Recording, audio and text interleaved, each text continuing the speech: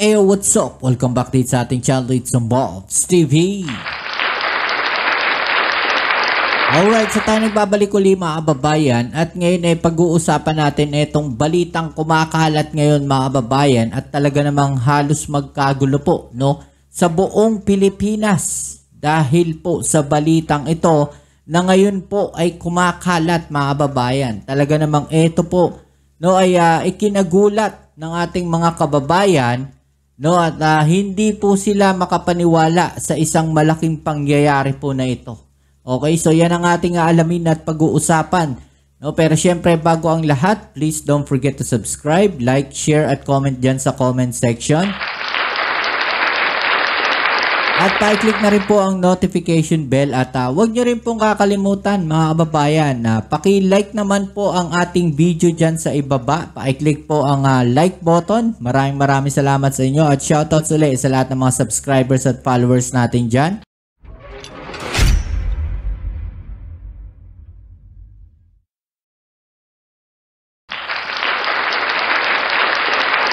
Okay. So eto na mga kababayan, no, talaga namang nagkakagulo po ngayon ang ating mga kababayan. Hindi lang po sa Luzon, maging sa Visayas at sa Mindanao dahil po sa isang napakalaking pangyayari na ito. No, ito pong balita na to mga kababayan ay gumulat po, no, sa ating lahat. No, hindi po makapaniwala ang ating mga kababayan sa isang napakalaking balita na to. Okay, so alamin po natin yan, no? Ito po yan, mga kababayan.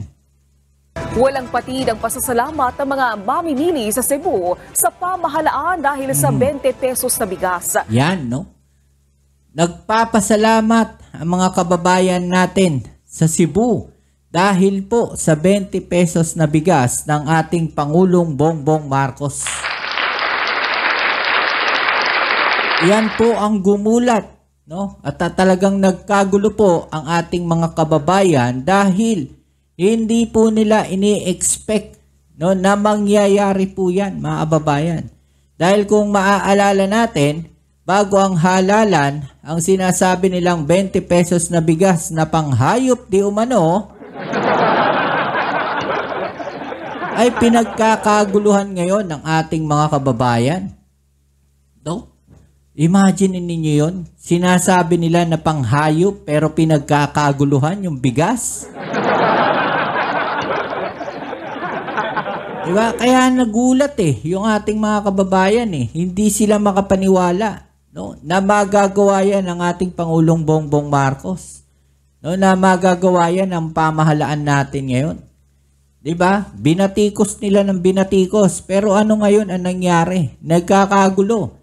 Bakit nagkakagulo yung mga kababayan natin? Dahil gusto rin nilang magkaroon, no, sa lugar nila, no, ng kadiwa store na nagbebenta ng ganyang klaseng bigas dahil bukod nga po sa napakamura ay napakagandang klase pa, no, ng bigas na yan mga kababayan. Okay, so panoorin natin, no, ang balitang ito, ituloy natin. Bukod sa mura, maganda pa ang kalidad ng bigas. Bukod sa mura, magandang klase pa yung bigas. Diba? Sinasabi nila o kabaliktaran po sa sinasabi nila mga kababayan na pangit daw. May nagsasabi pa nga mga kababayan na puro bato raw at maiitim yung bigas. Si Angeli Valiente ng Radyo Pilipinas Cebu para sa Balitang Pambansa. Matapos ang Hatol ng Bayan 2025, nadagdagan pa ang mga lokal na pamahalaan sa lalawigan ng Cebu na nagbebenta ng 20 pesos kada kilo ng bigas. Grabe, tignan ninyo mga kababayan, no? Maraming tao po ang pumipila. No, kabaliktaran sa sinasabi nila, no, na pangit daw po yung bigas. Kasi kung pangit yung bigas na yan mga kababayan, baka wala kang makitang taong nakapila dyan. No, bakit ganyan lang po karami yung tao na nandiyan dyan? No, kasi nga po, piling-pili lang, no, yung mga bumibili. No, ibig sabihin, mga kababayan, meron po kasing requirements yan. Diba? Hindi naman siguro lahat sa tao doon mga senior citizen. Baka batikusin pa rin yan. Diba? Wala naman kasing gagawing maayos ang gobyerno para sa kabilang parlor. Lahat sa kanila, mali. Lahat sila, lahat may makikita silang mali po dyan. Dito sa Toledo City Sports Complex, maaga pa lang ay dagsana ang mga residente na naghihintay para makabili ng murang bigas. Diba? Ayan, ang dami Makapila pa sila Pinipilahan po mga babayan yung bigas ng ating Pangulong Bongbong Marcos. Isa na rito ang 83 anyos na si Lola Natividad na lubos ang pasasalamat sa pamahalaan. Maura man pagkaon po sa. Okay, ano sabi po dito mga babayan, okay naman. Pareho lang naman ang kinain namin dati. Wala namang amoy. Nagustuhan naman namin. No? Magandang klase ibig sabihin yung bigas. Diba? So, sino ngayon, mga babayan, ang namumulitika, at sino ngayon, ang naninira sa ating pamahalaan, sa gobyerno, sa mga proyekto ng ating Pangulong Bongbong Marcos. Kayo na magsalita dyan sa baba. Diba? Napakagaling po ng ating Pangulong Bongbong Marcos at ito po ay tinupad niya. Yung kanyang sinabi na ibababa ang presyo ng bigas sa 20 pesos per kilo na makakapagpamili po yung ating mga kababayan. May baho. Now yun na sa dinyo. So yun lang. Pasalamat ko nga na iba yung pinggugat kaya ginhawa ang mga. Nagpapasalamat ako na mayroong 20 pesos na bigas para makabili ang katulad naming mga mahihirap. Bigas naman pobre. Si Ate Charity naman na 4-piece beneficiary na nawagan kay Pangulong Ferdinand Marcos Jr. na gawing araw-araw ang bentahan ng 20 pesos na bigas para makatipid sa gastusin. Sobrang laking tulong po ito, ma'am. Maraming salamat po tayo PBBM po.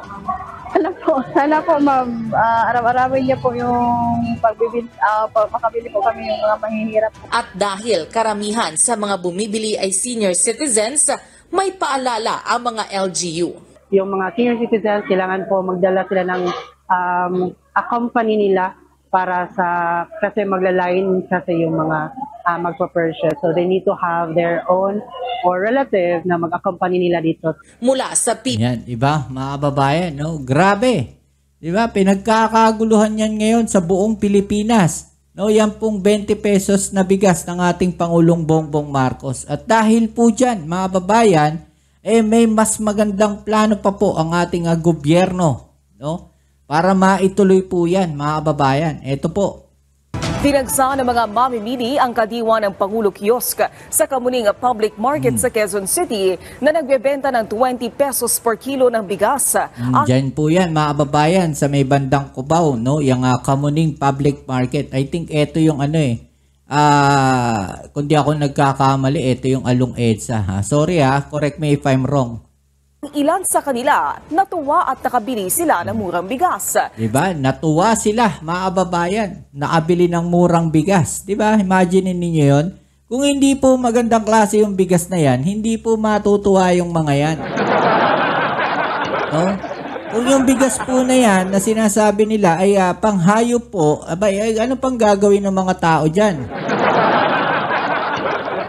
Hindi sila magkakagulo, hindi nila hahanap-hanapin yung bigas na yan kung hindi po totoo yung sinasabi ng ating Pangulong Bongbong Marcos. Sigurado may makikita at makikita at masisilip na naman yun sa kabilang parlor dyan. Naghahanap lang sila, mga kababayan, nang maisisilip sa ating gobyerno at sa ating Pangulong Bongbong Marcos bago aatake ang mga yan.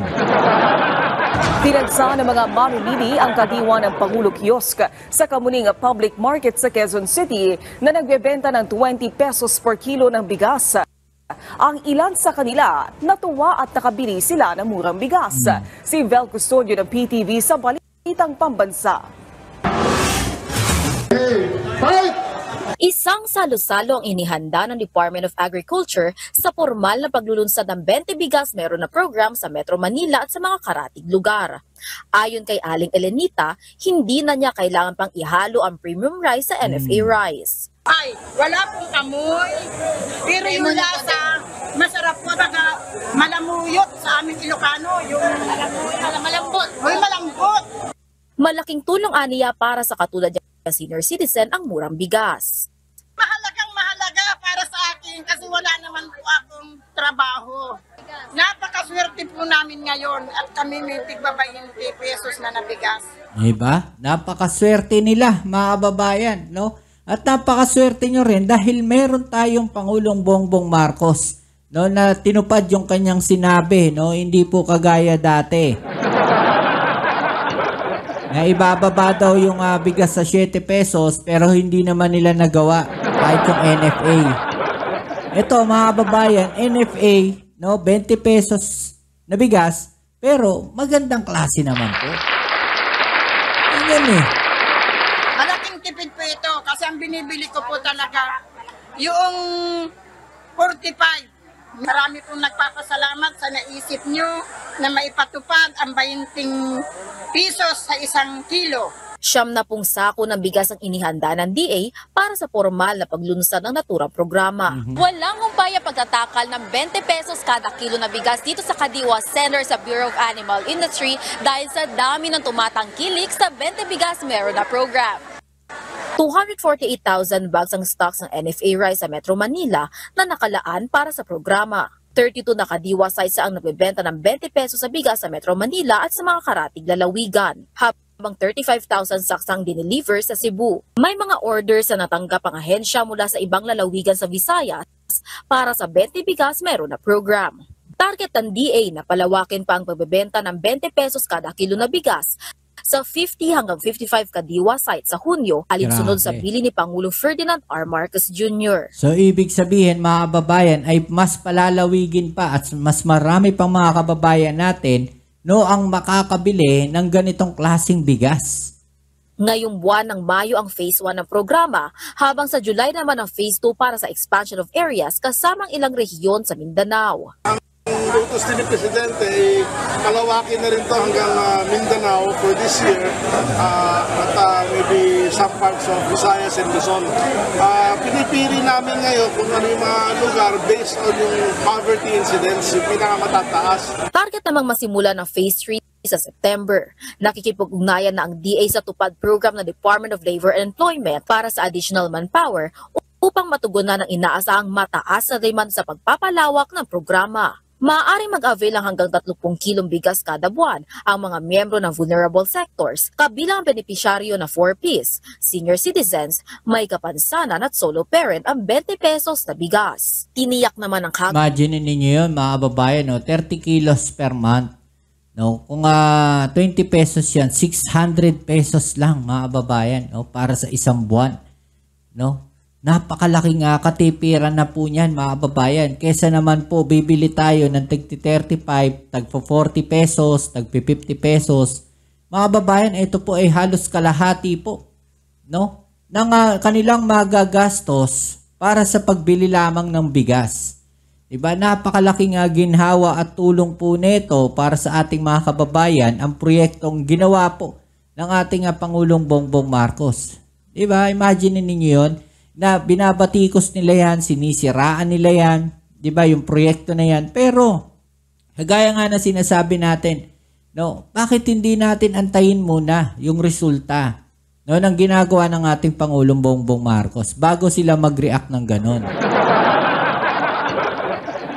Sigurado tayo dito na ang isusunod nito, mga kababayan, para masustain to sa nakikita ko, no, mag-direct ang ating gobyerno, no, sa mga direct sila sa mga nagtatanim mismo, no, sa mga farmers na itong mga palay, 'di ba? At sila mismo yung bibili ng palay at sila mismo, no, yung magpa-process nitong palay na to, mga kababayan, 'di ba? Mas malaking tulong po 'yan, no, para po sa ating lahat, 'di ba? Mas makakatipid ang ating gobyerno diyan sa processing na 'yan.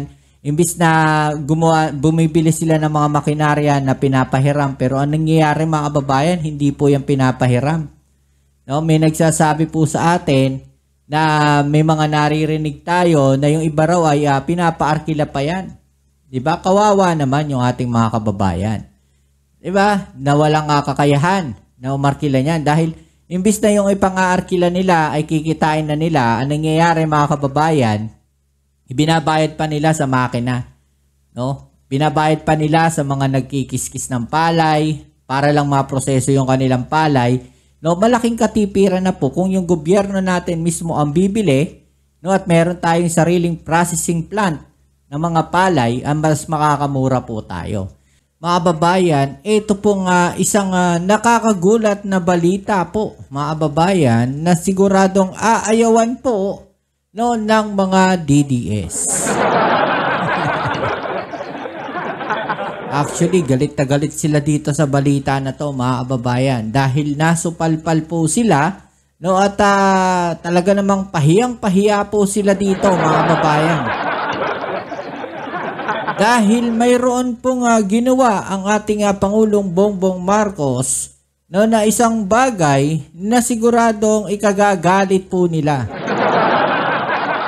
Okay, so yan ang ating aalamin at pag-uusapan. Pero syempre bago ang lahat, please don't forget to subscribe, like, share, comment dyan sa comment section at pakiclick na rin po ang notification bell para updated kayo pag may mga latest video upload tayo.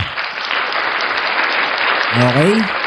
At syempre maraming salamat po sa lahat ng mga patuloy na nakasuporta dito sa ating channel. Shoutouts po sa inyo mga kababayan sa Amerika, sa Canada, doon sa mga nagko-comment sa atin dyan, na mga nasa Singapore, Hong Kong, sa iba't ibang panig ng mundo. Maraming salamat sa inyo. Okay. So, eto na. Pag-usapan natin to mga kababayan dahil marami pong galit na galit, no, dito sa ginawa na to ng ating Pangulong Bongbong Marcos. No? Dahil nga po, mga kababayan, yung 20 pesos per kilo na bigas ng ating Pangulong Bongbong Marcos, no, ay nagtagumpay. Diba? Ayaw na ayaw nila magtagumpay yan, mga kababayan. Bakit kamo? No?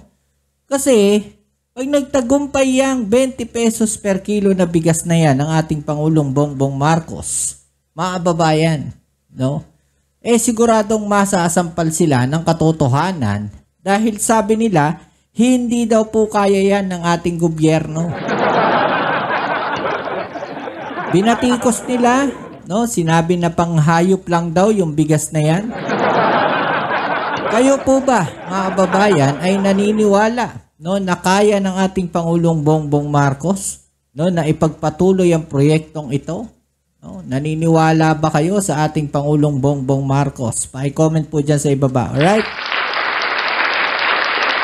Matapos nga nilang batikusin itong 20 pesos per kilo na bigas ng ating Pangulong Bongbong Marcos na sinasabi nilang hanggang kampanya lang yang 20 pesos per kilo na bigas na yan.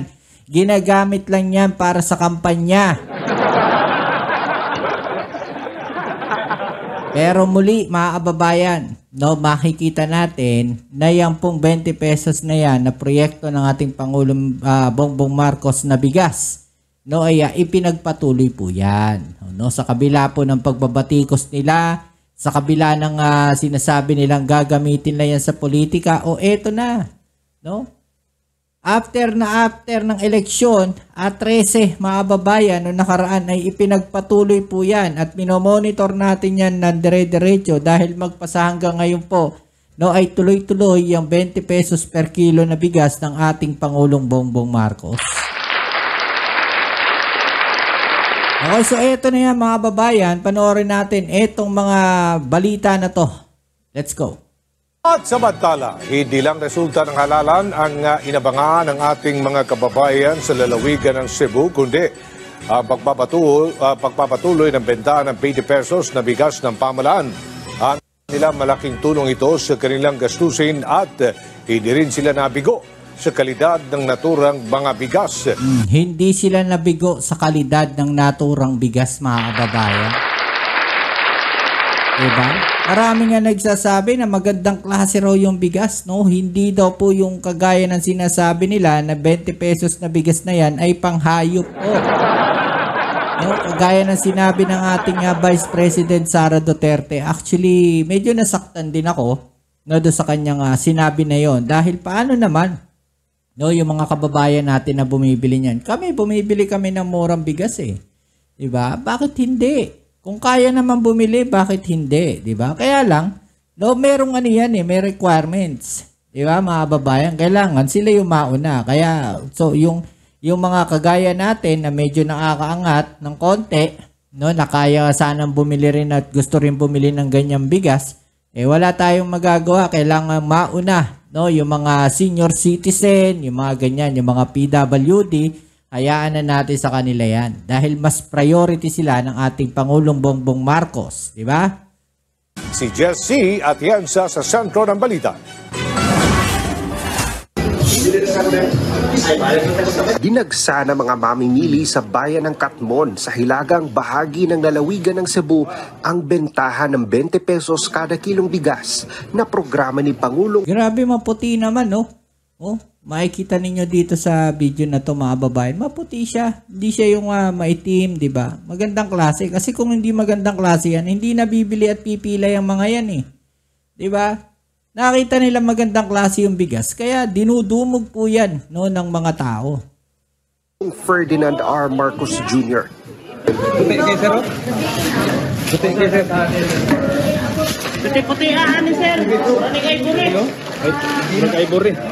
Para sa kanila, hindi sila binigo ng pamahalaan dahil sa maputi at dekalidad na murang bigas ng National Food Authority na kanilang mabibili. Lindot ng bugas, sir. Lindot. Murag Palawan. Klase sa bugas. Mo makaprepit ang lesodan, pwede nagbuwan. Si Nanay Villarosa, 10 kilong bigas din ang binili para sa kanilang buong pamilya. Wow. Nagpasalamat din siya sa Pangulo dahil malaking tulong ang murang presyo ng bigas na maibsan kahit papano ang kanilang gastusin.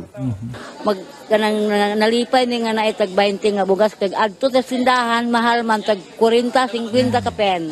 Malaking katipiran yan, mga kababayan, no? Napakalaking tulong niyan para sa ating mga kababayan, di ba? Ayun na nga klase. May ni klase kay magandang klase po ito. Kasi malinis at walang putol. Ibig sabihin, hindi durog yung butil ng bigas, mga kababayan. Di ba? Magandang klase kasi buo eh. Di ba? Isman siya sa dati, walay putol. Salamat President Bongbong Marcos nga nakakuan sa imo mga bugas nga barato. Dako itabang namo sa mga kabos.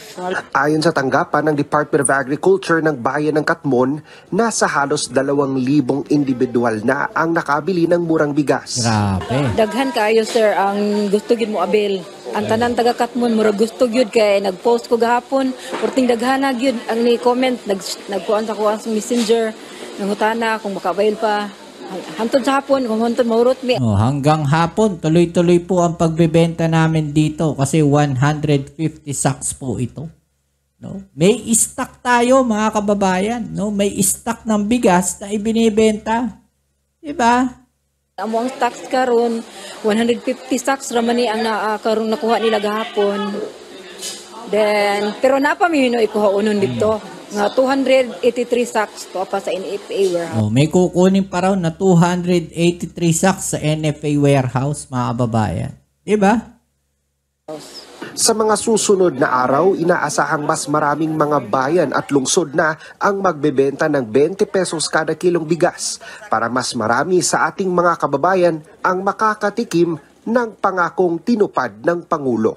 Yan, di ba? Pangakong tinupad ng ating Pangulong Bongbong Marcos, mga kababayan. Samantala, target ng Department of Agriculture na paabutin pa hanggang sa higit 4 na po ang bilang ng kadiwa ng Pangulo sa Luzon na magbebenta ng 20 pesos sa bigas ngayong Mayo.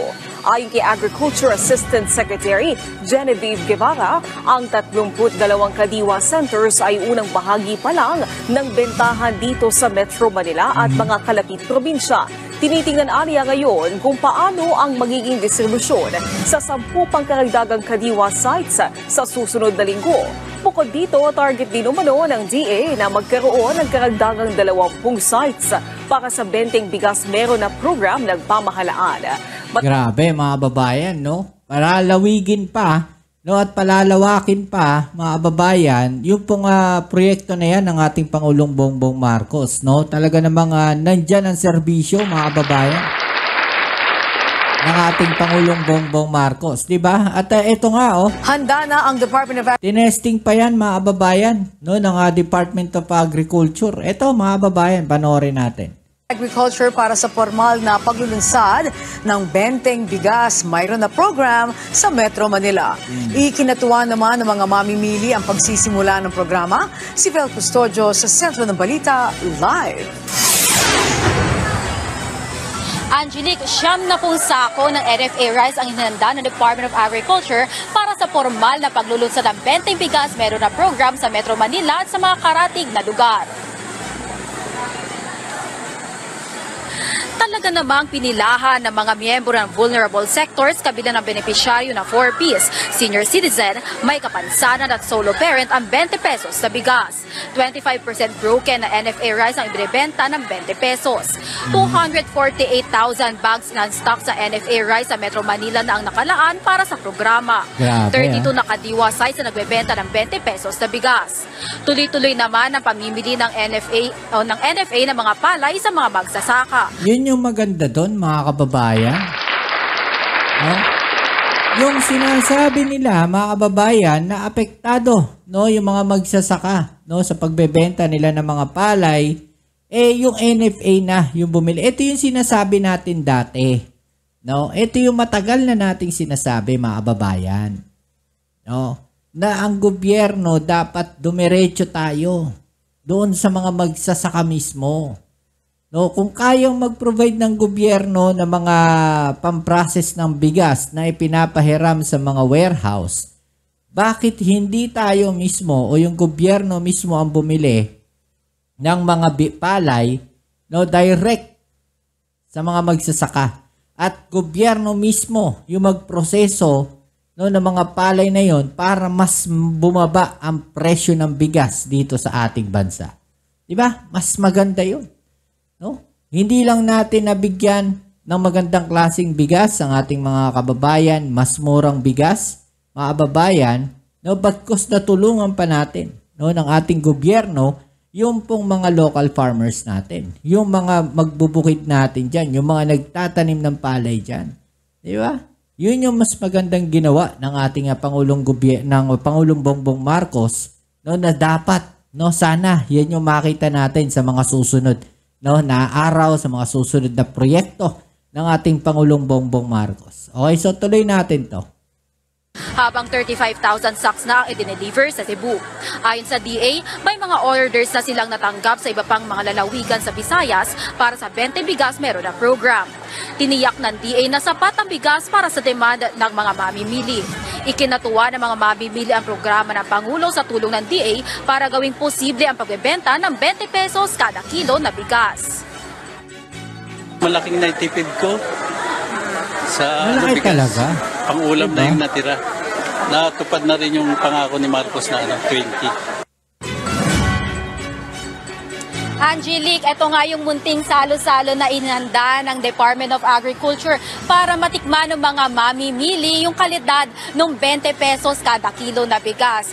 Merong okra, may eggplant, may kamatis at may iba't ibang klase ng karne. Pinoy na Pinoy, di ba? Ngayon titikman natin itong kanin pa lang na NFA rice. Ayan, kung titignan natin siya, Angelique, maputi siya, tsaka malambot din. Kahit kanina pa ito niluto, pero nananatili pa rin na malambot yung kalidad nitong NFA rice.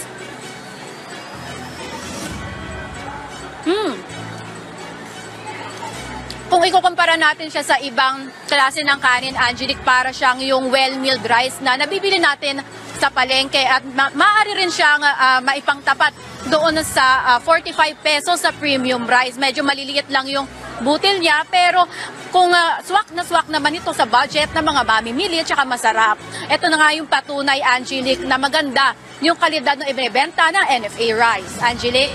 Okay, mukhang masarap ha. Dalan mo kami mamaya. Maraming salamat, Vel. Okay, so yan mga kababayan, no? Grabe to. Siguradong iinit na naman ang uusok ang ilong ng mga DDS dito. Ginawa ng ating Pangulong Bongbong Marcos. Ayan, palakpakan natin ang pag-iinit ng kanilang mga tumbong. No? Uusok ang ilong ng mga yan. Kasi natupad ng Pangulo natin yung 20 pesos per kilo ng bigas, pero baliwala yan sa kanila, mga babayan. No? Mababaliwala sa kanila yan. Hindi na nila iisipin yan. No, dahil ang importante sa kanila, mga kababayan, ay maisalba yung kanilang mga puon.